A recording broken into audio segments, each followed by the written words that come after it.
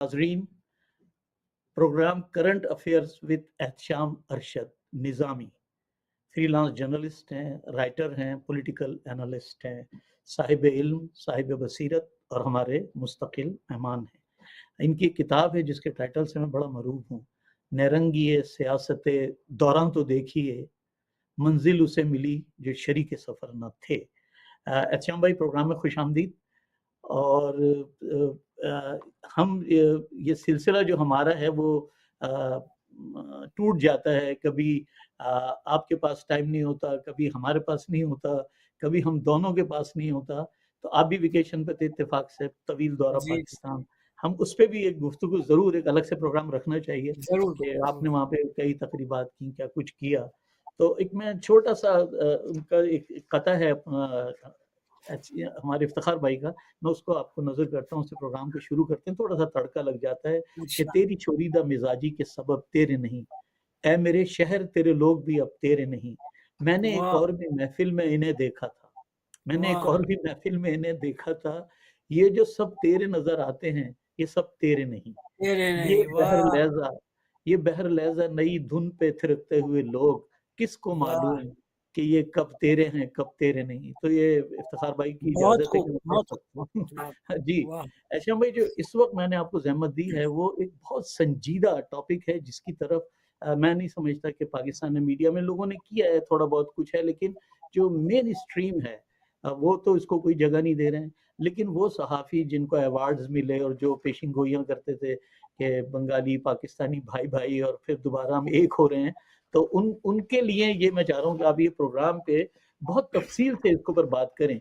मैं आपको तीनों सवालात रखता हूँ और आप उनको जी तीनों को अपने हिसाब से आप उसको एड्रेस कीजिए, क्योंकि आप बांग्लादेश के ऊपर अगर मैं ज्यादती नहीं कर रहा हूँ और लोगों के साथ, तो मैं ये समझता हूँ कि आप जितनी अथॉरिटी हैं बात करने की, ऐसे बहुत कम लोग हैं जो क्योंकि आपका एक बड़ा बैकग्राउंड है, आप मैंने साहिब इल्म, साहिब बसीरत और फिर सारी चीज़ें इसीलिए कहीं कि आपकी गहरी नज़र है।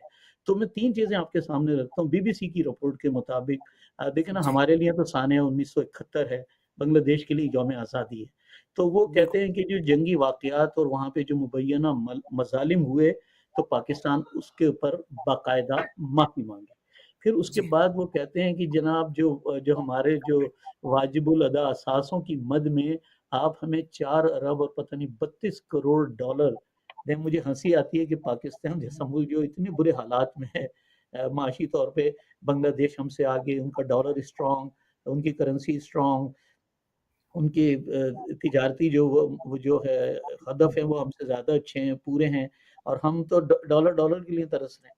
तो हमसे वो मांग रहे हैं, मुझे तो ये मजाक लगता है। बहरहाल और दूसरा उन्होंने जो बात की है वो ये की है कि बांग्लादेश में जो मौजूद पाकिस्तानी हम उन्हें कहेंगे, जो 3 करोड़ 24 लाख उनकी तादाद है, जो आपने मुझे तस्हीह करके बताया कि 3 लाख पाकिस्तान 24 हजार। 3 लाख 24 हजार, 3 लाख। जी 3 लाख 24 हजार, पाकिस्तान उनकी वापसी का हल करे। तो मैं ये चाहूंगा कि आप इन तीन सवाल के हवालों से बातचीत करें, फिर कोई ज़िमनी सवाल है तो मैं ज़रूर आपको। जी अच्छा भाई। जी बहुत शुक्रिया जावेद भाई। असल में ये जो पाकिस्तान के सेक्रेटरी खारजा हैं, जी आमना बलोच साहबा, खैर ये जी नाम तो ये चूंकि इस वक्त वो हैं इसलिए, लेकिन सेक्रेटरी खारजा के लेवल पे पहली दफा मुलाकात हुई है दोनों ममालिक के सेक्रेटरी खारजा से 15 साल के बाद। 15 ईयर्स। और जी 15 ईयर्स के बाद पहला मौका है कि पाकिस्तान के सेक्रेटरी खारजा ने वहाँ ऑफिशियल विजिट किया है। और वो विजिट उन्होंने उस हवाले से किया है कि पाकिस्तान के जो वजीर खारजा हैं और डिप्टी प्राइम मिनिस्टर हैं, वो 27 अप्रैल को वहाँ जाने वाले हैं। और यकीनन जो नई सूरत हाल बांग्लादेश की है सियासी तौर पर, उसके हवाले से दोनों ममालिक के दरमियान ताल्लुकात बहाल होने जा रहे हैं और उसमें दोनों ममालिक इसमें पेशरफ्त करना चाहते हैं। तो उस हवाले से सेक्रेटरी खारजा जो पाकिस्तान की हैं, वो वहाँ गई और मुज़ाकरात के कई दौर हुए। और उस दौर के नतीजे में, उन अदवार के नतीजे में जो बात सामने आई है, बांग्लादेश के अखबारात ने उसको बहुत नुमाया कवरेज दी है। पाकिस्तान के अखबारात और मीडिया में बहुत कम खबरें हैं, और हैं भी तो सिर्फ इतनी है کہ سیکرٹری خارجہ لیول پہ مذاکرات ہوئے ہیں اور بات آگے بڑھ رہی ہے، تعلقات بحال ہو رہے ہیں، لیکن اصل بات کچھ اور ہے۔ بنگلہ دیش نے اپنے دیرینہ مطالبات سامنے رکھے ہیں، چاہے وہ شیخ جی حسینہ کی حکومت رہی ہو، چاہے وہ پہلے خالدہ ضیاء کی حکومت رہی ہو، چاہے وہ ضیاء الرحمن کی حکومت رہی ہو، چاہے شیخ حسینہ کی رہی ہو۔ ان کے 3 مطالبات یہ دیرینہ ہیں پاکستان سے۔ نمبر 1 یہ کہ وہ آفیشیلی اپولوجائز کرے بنگلہ دیش سے کہ 1971 میں پاکستان کی فوجوں نے بنگالیوں اور ہندوؤں کا جینوسائڈ کیا تھا، تو ٹھیک اس کو آفیشیلی معافی مانگے، نمبر ٹھیک 1۔ نمبر 2 ان کا مطالبہ یہ ہے کہ جو دونوں ممالک الگ ہوئے ہیں اس کے نتیجے میں جو واجبات ہیں بنگلہ دیش کے، جی پاکستان نے ان کو نہیں دیے ہیں، اصولی طور پہ دینا چاہیے، تو اس کے لیے انہوں نے 4.3 ملین پیسے مانگے ہیں ان سے۔ ٹھیک اب میں یہ واضح نہیں ہے مجھے صحیح طریقے سے کہ اس میں 4.3 ملین روپیز ہے یا ڈالر ہے، لیکن عموماً بین ڈالر ڈالر الاقوامی ڈالر کی بات ہوتی ہے۔ جی تو ایک دو یہ مطالبات ہیں۔ تیسرا مطالبہ یہ ہے ان کا، وہ بھی دیرینہ ہے، کہ بنگلہ دیش کے کیمپوں میں جو لوگ ہیں پاکستانی جنہوں نے پاکستان کا ساتھ دیا تھا 1971 میں، ان کے کہنے کے مطابق جتنی ذمہ دار اور جو الزامات پاکستان کی فوج پہ ہیں وہی الزامات ان لوگوں پہ ہیں، اس لیے کہ ان لوگوں نے پاکستان کا اور پاکستان کی فوج کا ساتھ دیا تھا۔ اور دوسری بات یہ کہ انہوں نے آپٹ بھی کیا تھا پاکستان کے لیے۔ ٹھیک اچھا، اس میں وضاحت انہوں نے یہ کی ہے بنگلہ دیش کے ترجمان ہوں، نے اور سیکرٹری خارجہ نے، ان کا اسٹیٹمنٹ میں نے بنگلہ دیش کے اخبارات میں پڑھا، انہوں نے وضاحت یہ کی ہے کہ بنگلہ دیش نے ان سے شہریت کے لیے آپشن مانگا تھا، جس میں بہت سے لوگوں نے، کیمپ کے لوگوں نے وہاں کی شہریت قبول کر لی ہے، لیکن جن لوگوں نے نہیں قبول کی ہے ان کی تعداد 3,24,000 بنتی ہے، اور اس کے لیے ان کا کہنا ہے کہ پاکستان نے ہمیشہ وعدہ کیا کہ ان کو لے کے جائیں گے، مگر ابھی تک نہیں لے گئے ہیں، لہٰذا ان کو لیا جائے۔ اچھا جاوید بھائی، میں یہ آپ کو بتاتا چلوں کہ جو پہلے 2 مطالبات ہیں وہ بے معنی مجھے لگتے ہیں، اس لیے کہ جہاں تک تعلق ہے کہ کلنگ کا، تو جی جی بھائی کلنگ تو دونوں طرف سے ہوئی ہے، یقیناً ٹھیک ہوئی ہے۔ پاکستان آرمی نے جب آپریشن کیا اور ان کے سامنے سینہ سپر ہو کے ان سے لڑنے کے لیے جو لوگ آئے وہ یقیناً مارے گئے ہیں، یا وہ لوگ جو شک میں مارے گئے ہیں اور جو معصوم لوگ ہیں وہ بھی مارے گئے ہیں یقیناً، جی لیکن جو قصدن مارے گئے اور جس کو مکتی باہنی نے اور عوامی لیگ کے لوگوں نے مارا ہے وہ تو ہے نان بنگالی، جنہیں بہاری کہا جاتا ہے۔ جنہیں بہاری کہا جاتا ہے اور ٹھیک اچھا، یہ ریئیکشن بھی نہیں تھا، یہ ریئیکشن نہیں تھا، بلکہ اس لیے کہ 1971 میں 1 مارچ کو جب اسمبلی کا پوسٹپونمنٹ ہوا تھا، جی جی تو اس وقت سے لے کے 24 مارچ تک پورے ایسٹ پاکستان میں جو حکومت اگر تھی اور جو برسر اقتدار تھا، جس کے احکامات چلتے تھے، وہ شیخ مجیب الرحمان تھا۔ ویسٹ پاکستان کا کوئی آدمی، کوئی حکمراں وہاں پہ کچھ نہیں کر رہا تھا، فوج کنٹونمنٹ میں بند تھی، اور 1 مارچ سے 24 مارچ تک پورے مشرقی پاکستان میں کلنگ ہوئی نان بنگالیز کی۔ لہٰذا اگر اس پہ اپولوجی کرنے والی بات ہے کہ لوگوں کی کلنگ پر اپولوجی، تو وہ بنتی ہے اصل میں بنگلہ دیش پہ، کہ ان کو اپولوجی کرنی چاہیے کہ انہوں نے معصوم لوگوں کو اس وقت جو پاکستان تھا اور ہوں، پاکستانی تھے، چاہے وہ ویسٹ پاکستانی ہو، چاہے وہ نان بنگالیز جن کو بہاری کہا جاتا ہے وہ ہو، یا جی فوج کی فیملیز ہوں، ٹھیک ان کا قتل ہوا، تو اس پہ اپولوجی ان کو کرنی چاہیے۔ اور اگر مذاکرات ہوتے ہیں، نیگوشیشن ٹیبل پہ بیٹھتے ہیں، تو اس پہ بات ہو سکتی ہے، اور دونوں کو ایک دوسرے سے اپولوجی کر کے اس چیپٹر کو بند کرنا چاہیے، اس لیے کہ اگر پاکستان اس ڈیمانڈ کو تسلیم کرتا ہے تو ٹیکنیکل جو بات ہوتی ہے وہ یہ کہ آپ اپنے جرم کو تسلیم کر رہے ہیں کہ ہاں ہم نے کلنگ کی، جی اور اگر کلنگ کی تو آپ کو پتا ہے کہ یو این او میں یہ ریزولوشن ٹیبل کی گئی ہے کہ پاکستان کو مجرم قرار دیا جائے جنگی جرائم کا. جی یہ آپ لفظ بھی یہی ہے. جی آپ اگر تسلیم کریں گے تو انڈیا اور خود بنگلہ دیش اگر ابھی کی حکومت نہ کرے، بعد میں آنے والی حکومت ہو سکتا ہے اس کو انٹرنیشنل کورٹ آف جسٹس میں لے کے چلا جائے، اور وہاں پہ پھر پاکستان کی کیا صورت بنتی ہے. تو میرے سمجھ میں آتا ہے، میری جو ذہن میں بات آتی ہے کہ پاکستان اس ڈیمانڈ کو تسلیم نہیں کرے گا یا نہیں کرنا چاہیے. اب آئیے دوسرا ان کا جو ڈیمانڈ ہے ان کی ایسٹس اینڈ لائبلٹیز. تو یہ آپ نے بالکل بات صحیح کہی کہ یہ ایک بڑی مذاق خیز بات ہے کہ پاکستان اس وقت جو معاشی ابتلا میں مبتلا ہے اور جس دور سے گزر رہا ہے، وہ ایک ڈالر کے لیے IMF کی طرف بھاگ رہا ہے. تو اس پر بھی میرا خیال ہے کہ ڈیڈ لاک نہیں ہونا چاہیے.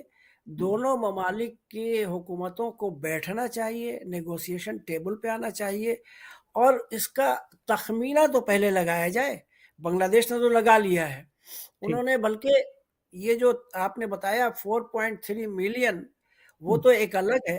انہوں نے ایک اور اسی میں ڈیمانڈ کیا ہے دوسرے نقطے میں کہ جو بھولا کا طوفان آیا تھا 70 کے الیکشن سے پہلے،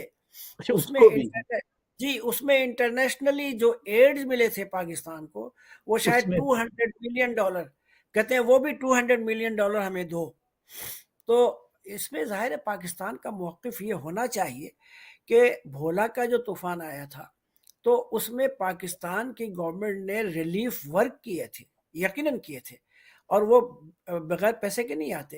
اور پھر یہ کہ اس کے پہلے کتنے طوفان اور سیلاب آتے رہے ہیں، اور ویسٹ پاکستان نے بھی ان کی بہت مدد کی ہے اور فنڈ جمع کیے ہیں اس سلسلے میں. تو اس پہ بھی نیگوسیشن ہو سکتی ہے. جو آخری ڈیمانڈ ہے ان کی کہ ریپیٹریشن، وہ تو سب سے جائز مطالبہ ہے ان کا، اس لیے کہ 3,24,000 جی 3 لاکھ، اس لیے کہ پاکستان نے تو انٹرنیشنل ٹریٹی سائن کیے ہوئے ہیں، ٹریٹیز سائن کیے ہوئے ہیں کہ ان کو ہم لے کے آئیں گے. خود بنگلہ دیش سے شیخ خالدہ ضیاء تھی پرائم منسٹر 1992 میں، اور نواز شریف تھے پرائم منسٹر پاکستان کے، اور اسلام آباد میں جوائنٹ کمیونیکے پہ سائن کیا تھا دونوں نے کہ 2,78,000 جو کیمپوں میں تھے اس وقت جو تعداد تھی ان سب کو لا کے پنجاب میں آباد کیا جائے گا. پھر 1988 میں اس سے پہلے جو رابطہ عالم اسلامی مسلم ورلڈ لیگ سے گورنمنٹ آف پاکستان نے معاہدہ کیا تھا کہ ان سب کو وہاں سے لے کے آئیں گے، اور رابطہ ٹرسٹ کے تحت فنڈ جمع کیے گئے تھے، اور آج جو اندازہ لگایا جا رہا ہے کہ 2 سے 3 ارب روپے پاکستان کی بینک میں اس سلسلے میں جمع ہے. تو جب آپ کی یہ کمٹمنٹ ہے اور جب آپ کی یہ کنڈیشن ہے تو آپ پر تو ذمہ داری عائد ہوتی ہے کہ وہ آپ کے شہری ہیں اور انہوں نے آپٹ کیا ہے اور آپ نے ان کو ایکسیپٹ کیا ہے کہ وہ ہمارے شہری ہیں، تو آپ کو اس ڈیمانڈ کو تو تسلیم کرنا چاہیے. مگر جاوید بھائی مجھے شک ہے کہ پاکستان شاید پہلے 2 مطالبے پہ ان سے نیگوشیٹ کرے گا، تیسرے مطالبے پہ شاید ریزسٹ کرے گا اور انکار کرے گا. اس کی وجہ یہ ہے، ہمیں اچھے کی امید رکھنی چاہیے، لیکن ہسٹری جو ہے وہ بہت واضح ہے، بہت تلخ ہے. 1973 میں جب ٹریپارٹائٹ ایگریمنٹ ہو رہا تھا دہلی میں، انڈیا پاکستان بنگلہ دیش، تو جنگی قیدیوں کو بنگلہ دیش نے بھی کہہ دیا تھا کہ نہیں، جنگی جرائم کا مقدمہ ہم نہیں چلائیں گے، آپ لے جائیے. جتنے بنگالیز ہیں وہ پاکستان سے بنگلہ دیش چلے جائیں گے. اور بنگلہ دیش نے کہا کہ جو بہاری ہیں جنہوں نے آپ کا ساتھ دیا تھا، جو آپ کے شہری ہیں، ان کو آپ لے جائیے. تو پاکستان نے انکار کیا تھا اور ریزسٹ کیا تھا کہ ہم نہیں لیں گے، اور 2 دن ڈیڈ لاک رہا تھا.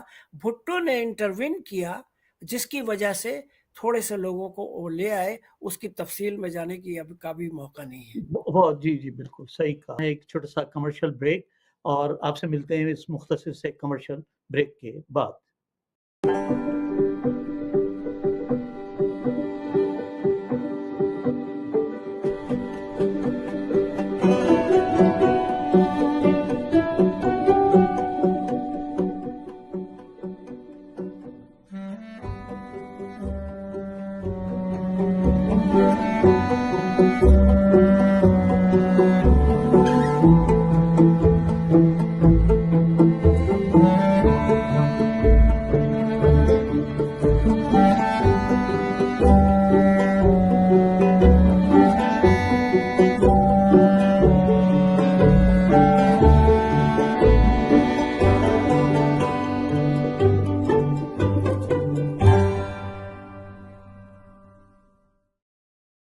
मेरे साथ शरीक गुफ्तगू हैं जनाब एहतशाम अरशद निज़ामी। बहुत तफसील से हम बात कर रहे थे। एहतशाम भाई, वक्फे से फिर आपको खुशामदीद। और हम जो गुफ्तगू आपसे जो कर रहे थे इस हवाले से, उसमें जो जो सिर्फ मैं आपसे जो एक आपने जो बात की आखिरी, तो जैसे जो एक तो हमीदुर रहमान कमीशन बना था जंगी जी, जराइम और उस उन वाक़यात के लिए, तो आपकी कोई नॉलेज में है इस किस्म का कि कोई क्लेम शेख मुजीबुर रहमान साहब उसके पावर में आए, फिर क्या गवर्नमेंट ने आपके नाम लिए, ज़िया साहब, फिर उनकी वाइफ, और फिर जी, जी। शेख हुसैन वाजिद। तो एक तो आप उस पे थोड़ा-सा बात कर लेते हैं। फिर दूसरा जी। सवाल ये है कि शिमला पैक्ट के तहत, क्योंकि अब इतनी डिटेल में बात नहीं करेंगे, हाँ, हाँ। लेकिन फिर भी कुछ तो तादाद आपको होगी इल्म में कि कितने लोग 3,24,000 डेफिनेटली अभी वहाँ पे हैं और उनका ये हक बनता है। एक उसके ऊपर डॉलर के हवाले से आपने वही बात की जो मैं भी जी, कमोबेश ही जी, समझता हूँ। तो इसमें बात करें, फिर मैं एक सवाल और भी रखना चाहता हूँ आपसे। जी, तो जी। ये है कि ये जो हम बात करते हैं वहाँ पे जो पाकिस्तान में जो अवार्ड याफ्ता सहाफ़ी हैं जिन्हें अभी तमग़े-वमग़े दिए गए हैं, मैं उनके प्रोग्राम सुनता हूँ, तो वो अजीब-अजीब बातें कर रहे होते हैं कि समझ समझ लीजिए कि जैसे अभी जो मौजूदा सदर हैं और वो, और ये सब भाई-भाई हैं, और बांग्लादेश को अब एहसास हो गया, और ये जो तहरीक जो हटाई गई है और जो मुजस्समे गिराए गए हैं शेख मुजीब साहब के, वो हुब्बे पाकिस्तान के लिए किए गए हैं कि अब बंगाल और पाकिस्तान एक हो जाएगा। सुनहरा बंगाल तो बन सकता है, लेकिन पाकिस्तान और बांग्लादेश एक नहीं हो सकता। ये मेरा सियासी तज्ज़िया है, मैं चाहूँगा आप जी। भी इसके ऊपर बात करें। तो आप किस नज़र से देखते हैं कि ये हुसैनिया वाजिद ने जो, मैं ये समझता हूँ कि उन्होंने मैंडेट तस्लीम नहीं किया, सिंपल। तो आप क्या कहते हैं इन तीनों सवालों का अपने हिसाब से आप? जी, जी। देखिए जावेद भाई आपने बिल्कुल दुरुस्त कहा है कि पाकिस्तान के जो इंटेलेक्चुअल्स हैं हुँ, और मैं तो कहता हूँ कि चाहे उसमें पॉलिटिशियंस हों, चाहे उसमें अदारों के सरबराहान हों, अदारे के बड़े लोग हों या मीडिया के लोग हों, वो उनकी हसीन तवक्कुआत हैं। वो अजीब दुनिया में रहते हैं, ख्वाबों की दुनिया में। वो ये समझते हैं कि बांग्लादेश तो 71 में नहीं बनता अगर शेख मुजीबुर रहमान को इक़्तिदार दे दिया जाता। ये एक हसीन उनके बहुत ख्वाब हैं, बहुत सही तवक्कुआत थी। निशानदेही की आपने, वो बहुत बिल्कुल सही। गलत थी, बहुत गलत थी। और आज भी जब शेख हसीना को निकाल के वहाँ से भगा दिया गया है, तो ये समझा जा रहा है कि अब तो वो पाकिस्तान ही है और कॉन्फेडरेशन बन जाएगा, बल्कि जी, एक मुल्क बन जाएगा और शादियाने बज रहे थे।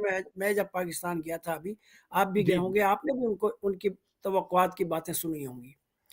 बात ये है कि जो सबक यानी नौजवान नस्ल से लेके बूढ़ों तक जो पढ़ाया गया है बांग्लादेश में, वो पाकिस्तान के खिलाफ नफरत कूट कूट के भर दिया गया उनके जहनों में।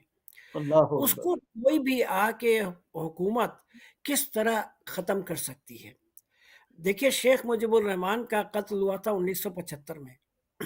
वो भी जी, एक नफरत का इजहार था, भारत से नफरत।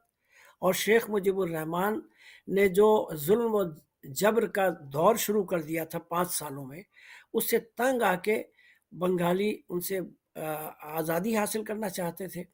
और जो नौजवान तबका था ख़ास के फ़ौज में, उन्होंने रिएक्ट किया, उसको मार दिया। वो हुब्बे पाकिस्तान में नहीं था, यकीनन वो नफ़रत का इज़हार था शेख मुजीबुर रहमान के।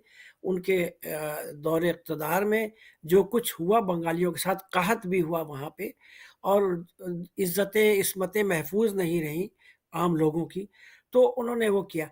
फिर यही काम उनकी बेटी ने 15 साल में किया। ना सिर्फ ये कि भारत से कि वो एक हाशिया बरदार बन गई, बल्कि उसने जबर ज़ुल्म का ये हाल किया था कि अक़ूबत खाने खोल दिए थे, सरकारी अक़ूबत खाने, बताइए। जिसमें जिसमें जजेस को, जनरल्स को बंद कर दिया जाता था, उनका पता नहीं चलता था। 15 साल तक पता नहीं चला, उन्होंने रोशनी बाहर की नहीं देखी थी। तो ये सारी चीज़ें पक रही थीं और फिर ये कि जो आज़ादी के मुजाहिद थे, उनके नाम पे जो कोटा रखा गया था, वो पहले 15 फ़ीसद था, फिर 30% हो गया और वो बढ़ते-बढ़ते इतना बढ़ गया था कि आम जो लोग होते हैं यूनिवर्सिटी से और मेडिकल कॉलेजेस से, इंजीनियरिंग कॉलेजेस से निकलते थे, उनको जॉब्स नहीं मिलती थी। اس لیے کہ ان کے نام پہ عوامی لیگ کے ورکرز کو جاب دی جاتی تھی کہ یہ آزادی کے مجاہد ہیں. تو یہ چیز پکتے پکتے اتنا پکا کہ انہوں نے ایک عوامی انقلاب لایا اور شیخ حسینہ کو وہاں سے ہٹا کے پھینک دیا. اور یہ چونکہ بنگالیوں کا ذہن ایجیٹیٹو بہت ہوتا ہے، شروع سے آخر تک آپ نے بھی دیکھا ہوگا اور میں نے اپنی آنکھوں سے دیکھا ہے کہ اس نوجوان واقعی ملک کا رخ پھیر دیتے ہیں وہاں پہ. آپ دیکھ لیجئے کہ جو بنگلہ دیش بنا ہے تو عوامی لیگ یا شیخ مجیب الرحمان کا کمال نہیں ہے، وہاں کے اسٹوڈنٹس اور نوجوانوں کا کمال ہے جنہوں نے بنا لیا. ورنہ شیخ مجیب الرحمان کی ہمت نہیں تھی کہ وہ پاکستان فوج سے لڑ کے بنگلہ دیش بناتا. تو یہ ایک خواب ہے ہمارے دانشوروں کا اور سیاستدانوں کا کہ وہ سمجھتے ہیں کہ ان کے کی محبت میں وہ یہ سب کچھ ہو رہا ہے. تو ایسا نہیں ہوگا. ایسا نہیں ہے. اور آپ دیکھیے کہ ابھی 25 مارچ کو ابھی پہلا وہ یوم آزادی کا دن تھا جب محمد یونس کے اقتدار میں، اور انہوں نے جو تقریر کی ہے وہ میں نے خود سنی ہے اپنے کانوں سے. کانوں سے بھی. وہ انہوں نے بنگلہ میں تقریر کی اور انہوں نے کہا کہ پاکستان کی سینا نے جس طرح بنگالیوں پہ ظلم کیا ہے اور ان کا قتل عام کیا وہ ہم بھول نہیں سکتے. اور اگر اس بیانیے کو وہ تبدیل کریں گے تو وہ بنگلہ دیش کے حکمراں بھی نہیں رہیں گے، عوام ان کو بھی اکھاڑ کے پھینک دیں گے. نشان عبرت بنا دیا جائے گا. بالکل جی صحیح ہاں. کہا آپ نے. بالکل صحیح کہا. دیکھنا آپ نے جس طرف نشاندہی کی ہے، میں یہی چاہتا تھا کہ جو ہمارے یہ سو کال دانشور جو تمغے پہنتے ہیں ایوان صدر میں جا کے اور پھر بھاشن دیتے ہیں، وہ ضرور یہ پروگرام دیکھیں گے، تنقید کریں گے. لیکن ہم صحافی ہیں، ہمارا کام ہے جہاں تک ہم انصاف کر سکتے ہیں، خبر دے سکتے ہیں وہ دیں. اپنا تجزیہ جو ہمارا ذہن کام کرتا ہے وہ سامنے رکھیں. فیصلہ تاریخ کرتی ہے، فیصلہ اس وقت کے لوگ کرتے ہیں. آپ نے بہت خوبصورت بات کی کہ معاشرتی ناانصافیاں جو وہاں کے معاشرے میں جاری تھیں، چاہے وہ دانستہ طور پہ ہوئی، نادانستہ طور پہ ہوئی، فوج کی غلطی تھی وہاں کی فوج کی یا وہاں کے سیاستدانوں کی، لیکن کوٹے کے ساتھ جو شروع کی جانے والی ناانصافیاں تھیں وہ طلباء نے اس کو اس مقام پر پہنچا دیا. اور وہاں پہ طلباء کا ہراول دستہ اس لیے کہ وہاں پہ یونین سازی بھی ہے، وہاں پہ مزدور یونینز بھی کام کر رہی ہیں. بے شک جب عقوبت خانے ہیں، سب کچھ میں نے مانا آپ کی بات، لیکن اس کے باوجود اس طلباء پہ پابندی نہیں ہے تنظیم سازی کے لیے. ایک بڑا مثبت قدم ہے، اس کی وجہ سے تحریک کامیاب ہوئی. دوسری وہ تحریک اس لیے بھی تھی کہ بنگال ایک قوم کا نظریہ لے کے چلتے ہیں، وہ ایک زبان بولتے ہیں، ایک جیسا سماج رکھتے ہیں، ایک جیسی تہذیب رکھتے ہیں، ثقافت رکھتے ہیں. ہمارا بھی یہی ایک جب پاکستان بنا تھا یہی سب کچھ خواب تھا، یہی خواب ہم سب نے مل کے دیکھا تھا. لیکن ہم نہ ہمارے یہاں طلباء کو اجازت ہے اسٹوڈنٹ یونینز بنانے کی، لیڈرشپ کا بتانا. آپ یا میں اگر بولنے کی صلاحیت رکھتے ہیں تو ہمارا پچھلا جو طلباء یونین سے وابستہ تھا ہمارا، یہ اس کا نتیجہ، اس کا ثمر ہے جو ہم آج اس قابل ہیں کہ ہم بات کر سکتے ہیں. بالکل. لیکن نہیں ہے. جو مزدور یونین ہے ان کے اوپر آپ نے پابندی لگا دی تو مزدور ایک ظلم کا، ہمارے جو ادارے ہیں اس میں کیا ہو رہا ہے آپ اس کا سارا حال ہم جانتے ہیں. تو یہ اس کے اوپر ذرا تھوڑا سا مزید بات کر لیں کیونکہ پھر ہم جی پروگرام کو ختم بھی جی کریں گے. بالکل. یہ جو اسٹوڈنٹ اور یہ والی جو معاشرتی جو ناانصافیاں ہیں اور جو مینڈیٹ دیا گیا، دیکھیں نا مجھے اچھی طرح یاد ہے کہ مجیب الرحمان کی 160 سیٹیں تھیں، بھٹو صاحب کی میرا خیال ہے 80 سیٹیں تھیں. اکثریت کا فیصلہ اگر آپ مان لیتے اور اقتدار دے دیا جاتا تو شاید آج یہ سب کچھ نہ ہوتا. بنگلہ دیش بننا تھا لیکن پھر شاید اندر 50 یا 100 سال بعد بنتا.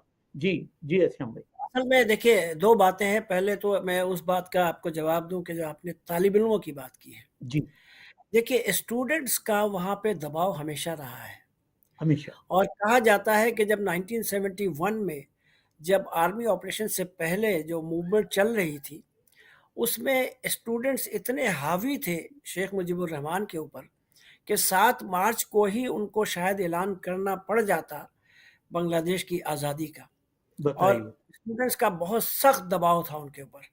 لیکن چونکہ جنرل خادم حسین راجہ کی کتاب میں نے پڑھی ہے، اس میں تھا کہ انہوں نے تھریٹ کیا تھا شیخ مجیب الرحمان کو کہ اگر تم نے آزادی کا اعلان کیا تو آج تم اس کا نتیجہ دیکھ لو گے، اچھا نہیں ہوگا. شیخ مجیب الرحمان واقعی ڈر گئے تھے لہٰذا وہ تیاری تو کر کے گئے تھے، بنگلہ دیش کے پرچم کو سلامی بھی دی تھی انہوں نے اس دن، اور سب کچھ کیا تھا، لیکن آزادی کا اعلان نہیں کیا۔ اور پھر جو آرمی آپریشن کے بعد پلاننگ پہلے سے تھی کہ آزادی کا اعلان کیا جائے گا، اور وہ بھی طلباء کے ڈیمانڈ پہ، ان کا اتنا دباؤ تھا۔ اور پھر آپ دیکھیے کہ شیخ مجیب الرحمان کے زمانے میں بھی وہاں پہ ان کا دباؤ زیادہ رہا ہے، اور ابھی بھی شیخ حسینہ کے وقت آپ یہ دیکھیے کہ فوج پہ بھی یہ حاوی رہے ہیں یہ طلباء، ورنہ آپ کو تو معلوم ہے کہ جو آرمی چیف ابھی ہیں وہاں پہ، اور جو تھے شیخ حسینہ کے جانے کے وقت، وہ شیخ مجیب الرحمان کے رشتہ دار بھی ہیں۔ شیخ حسینہ نے 6 مہینے پہلے ان کو اپوائنٹ کیا تھا، اور شیخ مجیب الرحمان نے ان کے والد کو صرف 1 دن کے لیے آرمی چیف بنایا تھا، ریٹائرمنٹ سے 1 دن پہلے، تاکہ ان کو وہ آرمی چیف کی حیثیت سے ریٹائر کرانا چاہتے مراعات تھے۔ دی جا سکیں جی، تو اتنا انفلوئنس تھا اس خاندان کا، مگر وہ آرمی چیف بھی کچھ نہیں کر سکا شیخ حسینہ کے لیے، بچانے کے لیے اتنا کہ وہ ان کو ان کی جان بچا دیا اس نے۔ عوامی اور قوت۔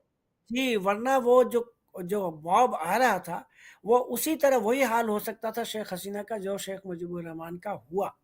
ہوا تو جب فوج بھی کچھ نہیں کر سکی ان کے آگے، طلباء کے اسٹوڈنٹس کی قوت کے آگے، تو پھر اور کوئی کہاں ٹھہر سکے گا۔ اور ابھی تک جو صورتحال ہے وہاں پہ، طلباء نے ایک پارٹی بنا لی ہے اپنی، اور جب اچھا الیکشن ہوگا تو یہ دیکھیے گا کہ اسٹوڈنٹس کی جو پارٹی بنی ہے، سیاسی پارٹی، جی جی وہی اس وقت اتحاد کر کے شاید کسی سے یا خود اقتدار میں آ جائیں اور اتنا ووٹ لیں گے، ان کے پاس اتنی طاقت ہے۔ تو واہ اس ملک میں اسٹوڈنٹس کی طاقت اتنی ہے جی کہ رہی ہے، یہ تاریخ ہے۔ اچھا، اب آئیے، سوال یہ پیدا ہوتا ہے کہ ذوالفقار علی بھٹو اور شیخ مجیب الرحمان میں سے ظاہر اکثریت تو شیخ مجیب الرحمان کی تھی۔ بے شک یہ الگ بات ہے کہ وہاں الیکشن تو ہوئے ہی نہیں 70 میں۔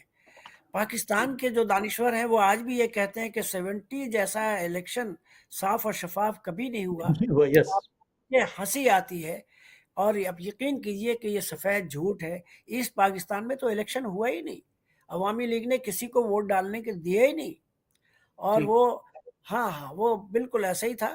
اور وہاں شہروں میں شاید ہوا ہو، کہ یہاں گاؤں دیہات میں تو ایسا کچھ نہیں ہوا، جی اور جی وہ جی دھاندلی سے جیتے ہیں۔ تو حالانکہ اکثریت انہیں کی ہوتی ویسے بھی، ویسے لیکن بھی جو ایگزیکٹلی کچھ ہوا ہے وہ دھاندلی کے ذریعے ہوا ہے۔ تو بات یہ ہے کہ دیکھیے، اگر ذوالفقار علی بھٹو کھڑے نہیں ہوتے، اس لیے کہ دیکھیے کانسٹیٹیوشن میں جب بات ہوتی ہے کہ آئین بنانے کے لیے دستور ساز اسمبلی ہوتی ہے، تو اس میں نیگوسیشنز ہوتے ہیں پارٹیز کے دوران، الیکشن سے اسمبلی کے انعقاد سے پہلے، تاکہ ایک پیج پہ آیا جائے۔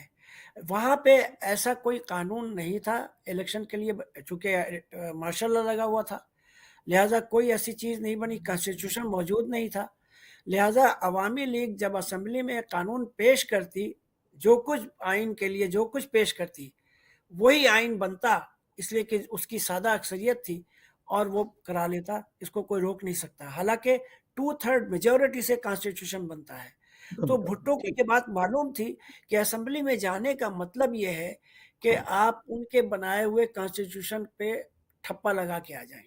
جی جی تو میرے حساب سے بھٹو کا اعتراض درست تھا، لیکن اس کو نیگوسیشن کی ٹیبل پہ جانا چاہیے تھا۔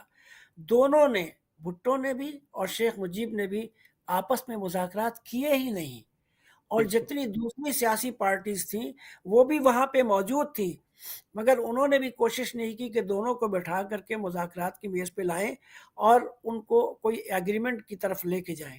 اس لیے کہ ٹھیک باقی جتنے تھے، مولانا مودودی تھے، ولی خان تھے، دولتانہ تھے، یہ سب لوگ اس چکر میں عبدالحمید تھے۔ خان بھاشانی کو آپ ہمیشہ بھول ہاں جاتے جی، وہ شیخ مجیب الرحمان کی خوشامد کر رہے تھے کہ جی آپ ہمارے ساتھ مل کے حکومت بنائیے، بھٹو کو چھوڑ دیجیے۔ چھوڑ دیجیے رائٹ تو ایسے موقع پہ بھٹو نے جو قدم اٹھایا تھا، جو موقف تھا، میرے حساب سے درست تھا، دوست مگر انہوں نے آرمی آپریشن کی حمایت کی، وہ غلط تھا۔ اگر جی آرمی آپریشن نہیں ہوتا تو شاید بیٹھ کے بات ہو جاتی، علیحدگی ہو جاتی تو اچھا تھا، تاکہ یہ اتنا خون نہیں بہتا۔ نہ بہتر، بہت اچھا بھائی، ہم یہ کہہ سکتے ہیں، آپ نے جو بڑے اچھا بات کو سمیٹا، مطلب سادہ زبان میں ہم یہ کہہ سکتے ہیں کہ اکثریتی جو پارٹی تھی بظاہراً اس کے مینڈیٹ کو تسلیم نہیں کیا گیا۔ کم و بیش آج کل یہی حالات ملک عزیز پاکستان میں ہیں کہ اکثریتی پارٹی کا مینڈیٹ تسلیم نہیں کیا جا رہا۔ ہم صرف دعا کر سکتے ہیں، اور اس درخواست کے ساتھ میں اس پروگرام کو ختم کروں گا کہ آپ اپنی مصروفیات میں سے برائے مہربانی ٹائم دیجیے، تو ہم اگلے ہفتے پھر آپ کے ساتھ پروگرام کریں گے کسی نئے ٹاپک کے ساتھ۔ انشاءاللہ۔ ناظرین، آپ ہمیں پروگرام پہ کال کر کے آپ ہمیں میسج چھوڑ سکتے ہیں 1-800-702-4302 ایکسٹینشن 1 پر۔ آپ احتشام صاحب سے اگر کوئی سوال کرنا چاہتے ہیں، احتشام ارشد نظامی سے، یا آپ کوئی مجھ سے سوال، کوئی تجویز دینا چاہتے ہیں، واٹس اپ نمبر بھی ہے ہمارا پاکستان سے، جہاں بھی دنیا بھر سے واٹس اپ ہے، آپ ہمیں کال کر سکتے ہیں 7738285126 کے اوپر میسج چھوڑیے احتشام بھائی کے لیے۔ ہم کوشش کریں گے کہ آپ کا سوالات اگلے پروگرام میں ضرور شامل کریں۔ احتشام بھائی، اس دعا کے ساتھ کہ اگلے ہفتے آپ سے پھر ملاقات ہوگی انشاءاللہ۔ خدا حافظ۔ بہت شکریہ۔